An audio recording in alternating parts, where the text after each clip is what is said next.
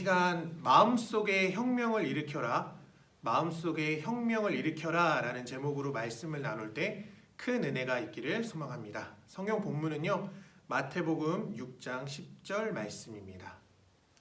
마태복음 6장 10절 신약성경 8페이지입니다.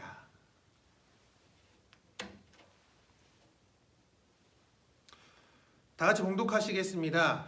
뜻이 하늘에서 이루어진 것처럼 땅에서도 이루어지이다. 아멘. 자, 오늘부터 다시 주기도문을 이어서 하려고 하는데요. 우리가 마지막으로 모여서 했던 예배 주기도문 구절은요, 나라가 임하시오며 였는데, 오늘은요, 뜻이 하늘에서 이루어진 것처럼 땅에서도 이루어지이다를 가지고 말씀을 나누고자 합니다. 불필요한 이야기는 각설하고요, 본론으로 바로 들어갈게요. 오늘 읽은 본문에서 이렇게 표현하고 있습니다. 뜻이 하늘에서 이루어진 것처럼. 다시 말해서 뜻이 하늘에서 이루어진 것처럼. 그렇다면 이 말의 뜻은요, 이미 이루어졌다는 거예요? 아니면 앞으로 이루어져야 한다는 거예요? 완료형입니까? 아니면 미래형입니까? 당연히 완료형이죠. 하늘에서는 이미 그 뜻이 이루어져 있다. 완성이 되었다 이 말이에요. 그런데 문제는 다음에 나옵니다. 다음에 어떤 구절이 나오냐면 땅에서도 이루어지이다. 하늘에서는 이미 완성된 그 뜻이 아쉽게도 땅에서만큼은 아직 완성되지 않았다. 이루어지지 않았다라는 거예요. 그래서 너희는 어떻게 기도하라? 하늘에서 완성된 그 뜻이 이 땅에서도 이루어질 수 있도록 기도해라. 그것이 오늘 본문 내용의 주된 골자입니다. 이렇게만 얘기하면 쉽죠. 그래서 오늘 알아야 할 내용은 딱 한 가지예요. 그렇다면 하늘에서 완성된 그 뜻이 뭐냐라는 건데요. 이제 그걸 아는 것을, 그 뜻을 알아야 그 뜻이 이 땅에서 이루어질 수 있도록 우리는 기도할 수 있다라는 거예요. 그래서 그 뜻이 무엇인가 오늘 살펴보고자 합니다. 여러분, 성경 66권을 통틀어서요, 가장 중요한 사건을 한 가지만 딱 뽑는다면 어떤 사건이 있을까요?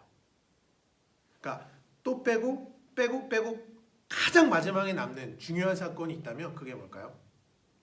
당연히 십자가 사건이에요. 그래서 우리는요, 구원의 유일한 조건이 뭡니까? 예수님이 나의 죄를 대신해서 십자가에 달려 죽으신 그것을 믿는 것. 그것만이 유일한 구원의 조건이에요.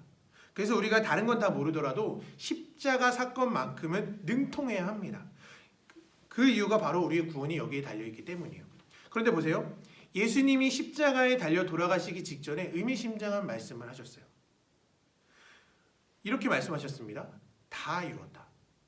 요한복음 19장 30절에서 십자가에 달린 예수님이 마지막에 돌아가시기 직전에 하신 말씀, 다 이루었다라고 말씀하셨어요.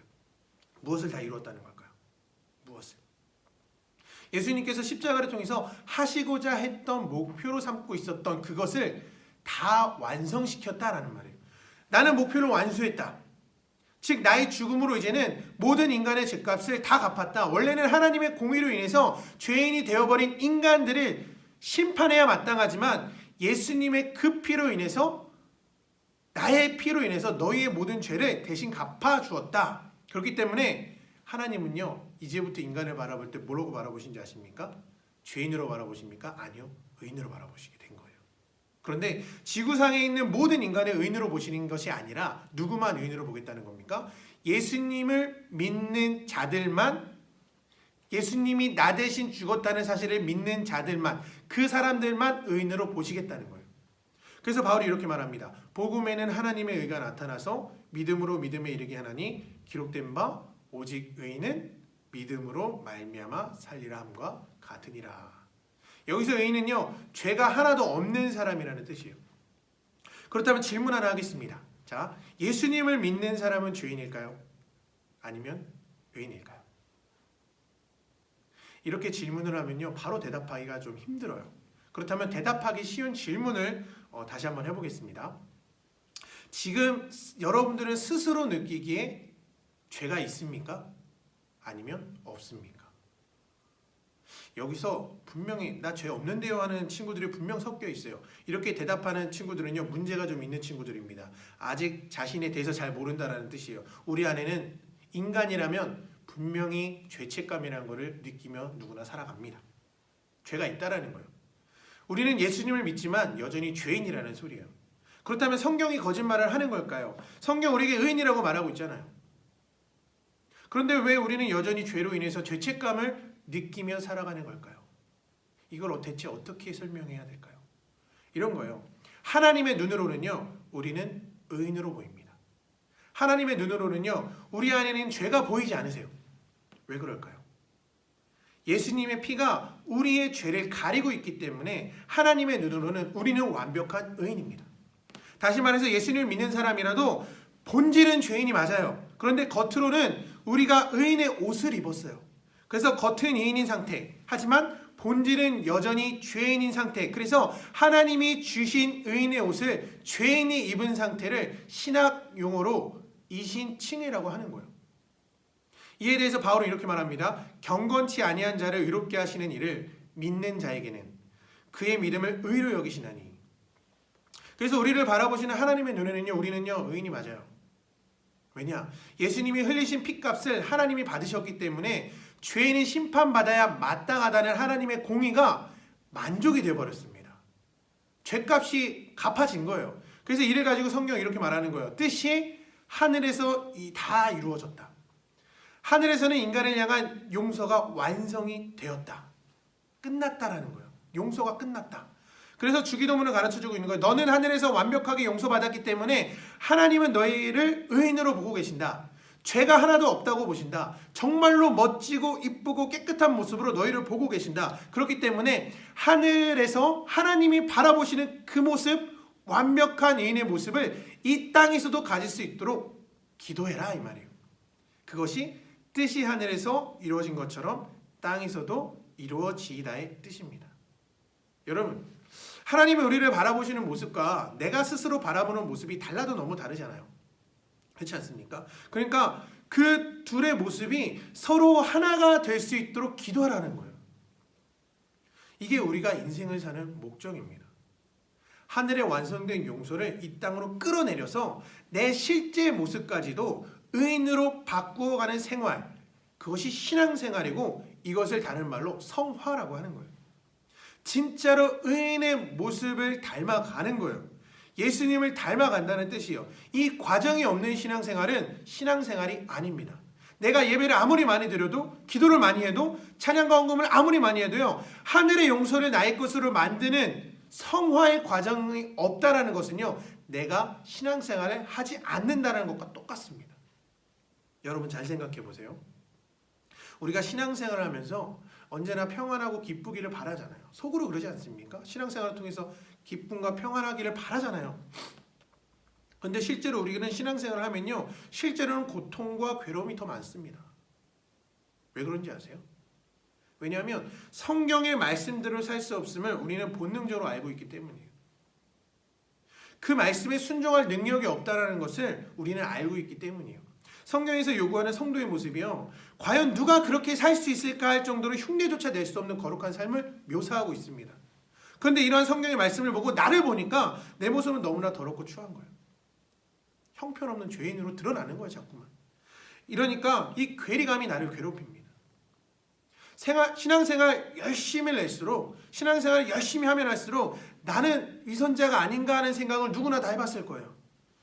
나의 의지와 생각은 언제나 하늘을 바라보고 있어서 선하게 살기를 원하지만 나의 본질은 여전히 죄인이고 자꾸만 반복적으로 죄를 짓다 보면요, 도무지 내 마음과 삶이 일치가 되지 않으니까 너무나 신앙생활이 불편하고 힘들고 불행했던 경험은 누구나 다 있을 거예요.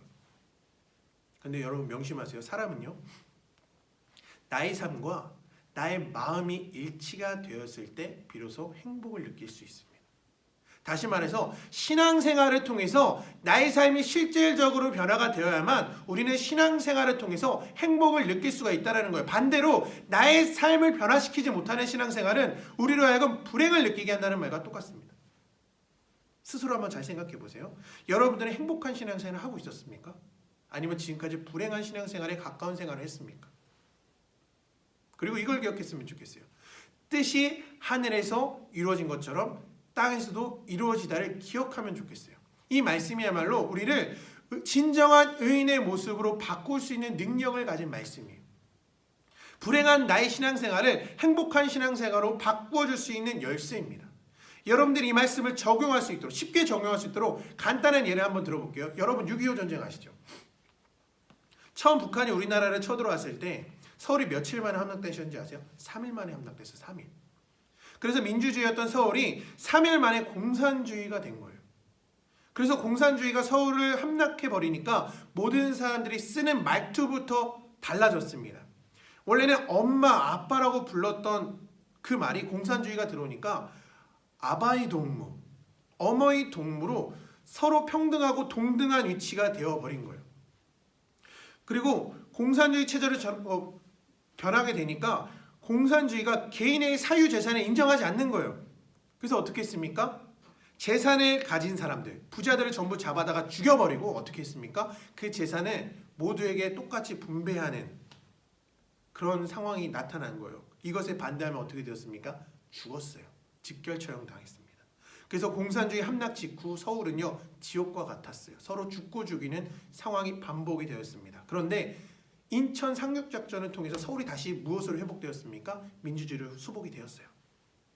그러니까 다시 말투부터 바뀝니다. 동무라는 말을 이제는 쓰면 안 되는 거예요. 민주주의로 수복이 되니까 이번에는 공산주의자들을 잡아 가두게 된 거예요. 정리하면 이런 거예요. 여러분, 한 나라에 두 가지 체제가 공존할 수 있다는 걸까요? 없다는 걸까요? 없어요. 한 나라에는 한 가지 체제가 있어야만 합니다. 하나의 체제가 다른 체제를 없애기 전까지는 이 싸움은 그치지 않아요. 우리가 평생에 하는 선한 싸움이 바로 이겁니다. 하늘에서 우리의 신분이 의인인 것처럼 하나님의 체제가 이 땅에 있는 나의 마음의 체제를 밀어버려서 본질적으로 죄인이었던 내가 본질적인 의인으로 변해가는 거예요. 오직 하나님의 체제만이 나를 다스릴 수 있도록 열심히 기도해야 되는 거예요. 이것이 뜻이 하늘에서 이루어진 것 같이 땅에서도 이루어지이다의 진정한 뜻이에요. 이렇게 하나님의 체제가 나의 마음을 장악하고 죄인의 본성을 가지고 있던 악한 체제가 무너질 때 비로소 나의 신앙이 강해집니다. 비로소 그런 사람만 그 안에서 능력이 나타나기 시작한다는 거예요. 만약에 지금 여러분들이 생각하기에 나의 신앙이 약한 것 같다? 그러면 아직 체제가 뒤바뀌지 않았기 때문이에요. 하나님의 체제가 충분히 내 안에 이루어지지 않았기 때문이에요. 그래서 여러분들은 주기도문부터 회복해야 합니다. 여러분, 이 세상을 사랑하는 나의 마음과 죄를 사랑하는 나의 마음을 박살내버려야 되는 거예요. 사망의 법에 찌들어있던 나의 마음의 체제를요 이제는 부숴버리고 하나님의 뜻만이 나를 지배해달라고 기도할 때입니다. 그게 오늘날이에요. 기도하고 또 기도해서 기어이 하나님의 체제를 내 마음속에 이루어가야 할 때인 거예요. 그게 이 세상에서 여러분들이 승리할 수 있는 유일한 방법입니다. 이렇듯 우리의 양문교회 중부등부 여러분들만큼은요 마음속에 하늘에서 이미 완성된 하나님의 뜻을 채워나갈 수 있게 되길 진심으로 소망합니다.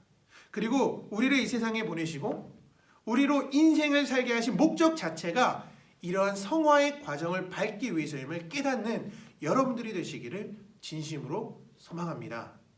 기도하시겠습니다. 하늘에 계신 우리 아버지 정말로 감사합니다. 하나님께서 우리에게 말씀을 주셨고 기도할 수 있는 제목을 주셨습니다. 그 기도의 제목을 우리가 명확히 깨달았다면 우리는 기도할 수밖에 없을 것입니다. 이미 하나님께서 이루셨고 예수님을 통해서 완성된 그 용서를 나의 것으로 만드는 그런 기도를 멈추지 않도록 하여 주옵소서. 신앙생활에 그런 기도가 멈춘다면 우리는 신앙생활 껍질 아버지 정말로 헛하는 것밖에 될 수가 없습니다. 하지만 주님, 우리가 온전히 주님이 알려주신 기도를 통해서 내 마음속에 하늘의 용서를 이루어가고 아버지 내 마음속에 정말 하나님의 체제와 하나님의 마음을 수복하고 회복하는 놀라운 신앙인들이 다 될 수 있도록 우리 양문교회 중고등부 아이들을 붙잡아 주시고 인도하여 주옵소서. 기도의 길로 이끌어 주시길 간절히 소망합니다. 아버지 함께하여 주시고 인도하여 주셔서 우리의 기도에 응답하여 주셔서 정말로 날로 예수님을 닮아가고 하나님의 마음을 얻어가는 우리가 될 수 있도록 인도하여 주옵소서. 감사드리며 예수님 이름으로 기도합니다. 아멘. 이 시간 각자의 자리에서 주어진 기도 제목을 가지고 기도할 때 하나님의 응답이 여러분들에게 임하시기를 간절히 소망합니다. 이 시간 통성으로 기도할 때 각자의 자리에서 하나님의 응답이 충만하기를 간절히 소망합니다. 기도하시겠습니다.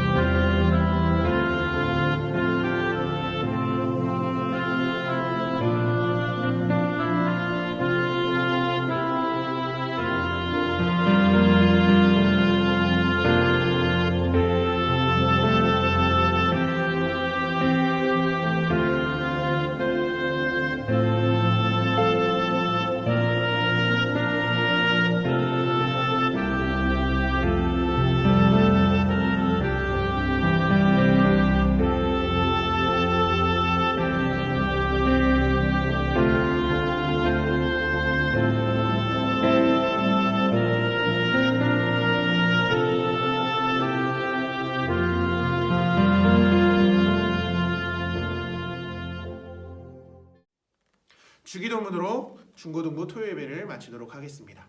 하늘에 계신 우리 아버지여, 이름이 거룩히 여김을 받으시오며 나라에 임하오시며 뜻이 하늘에서 이루어진 것 같이 땅에서도 이루어지이다.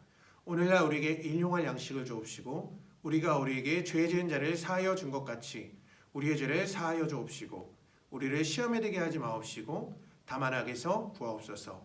대개 나라와 권세와 영광이 아버지께 영원히 있사옵나이다. 아멘.